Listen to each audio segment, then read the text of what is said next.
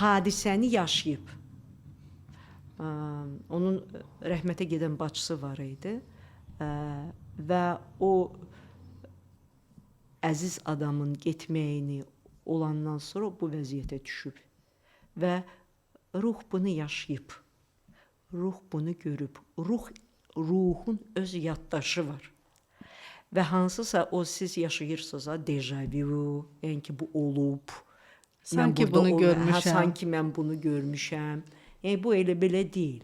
Bu hissiyat elə belə insana gəlmir və bu məsələn reqressiya eləyəndə insanlar gedir ayrı bir aləmi görür, ayrı bir məqamı görür, yaxud hipnoza salanda bu elə belə deyil. İnsanlar yəni ki hamısı ağlını itirməyib, hansısa möcüzəli şeylər yaşayırlar, handa ki ayılanda heç yadında da deyil.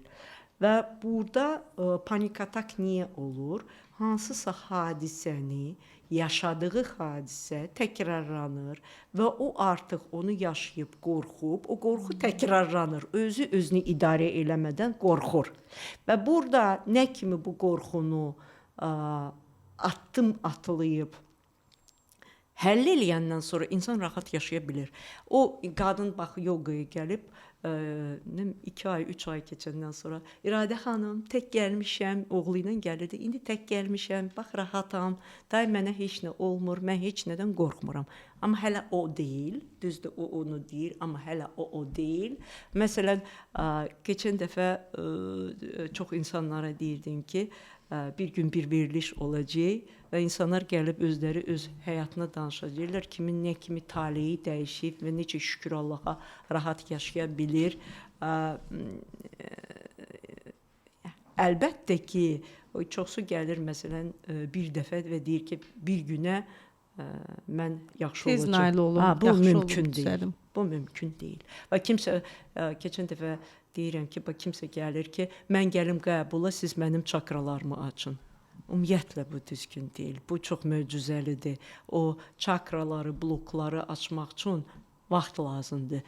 Və soruşurlar, mən neçə müddətdə aça bilərəm? Onu bilən Allah, bir də özünüz. Ona görə ki, bu praktikaları elədikcə hadisələr təkrarlanacaq və nə kimi siz o hadisəni düz əməl eləyib, düz həll eləyəcəksiniz, o kimi də siz o pillə qalxacaqsınız. Amma yenə də o bir yerdə qorxu içində qalıb həll eləməyəcəksiniz, yerində duracaqsınız.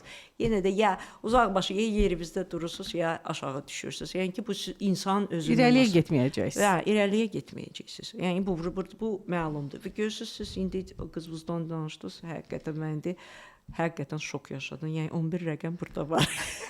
Qeyri-adi. Mən özüm də həqiqətən çox qeyri-adidir. Yəni görürsüz, bax burada görürsüz 2 dənə 9, 11 rəqəm. Sadəcə burada çıx onu üstəgəl 10 eləmək lazımdır. Sadəcə bir dəfə sizin qızınızla görüşəndən sonra o tez tutacaq söhbəti və indidən o problemi özü rahat çözə biləcək.